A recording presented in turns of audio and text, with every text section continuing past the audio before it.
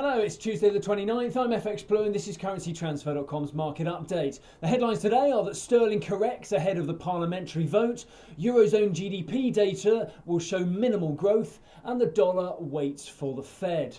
So today the House of Commons has their meaningful vote on the Brexit deal agreed by Theresa May.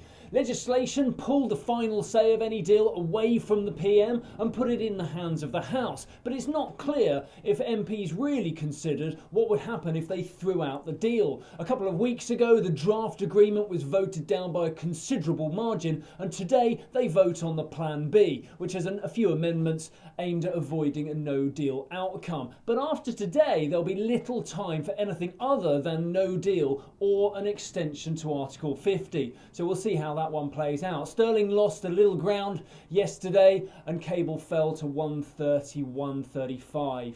Eurozone data is expected to show minimal Q4 growth. Q4 GDP data is expected to show a continued slowdown, posting just 0.2% growth. That's down from 0.3% growth in Q3 last year.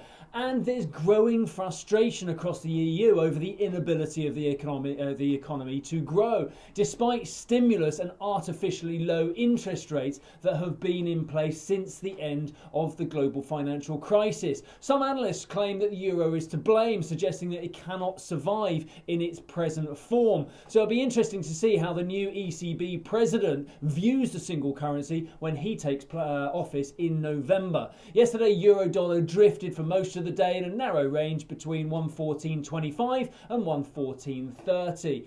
So the Fed meets today. It will set the tone for the foreseeable future. The Fed was criticised last year for moving too quickly, but the US economy is performing well now. Growth is sustainable, inflation's under control, employment data is solid, and the forward-looking indicators are also strong. So market expectation is for the Fed to sit on their hands and wait and see. And Powell's comments are expected to reflect a steady hand at the wheel. The dollar index was pretty flat yesterday, around the 95.75 mark.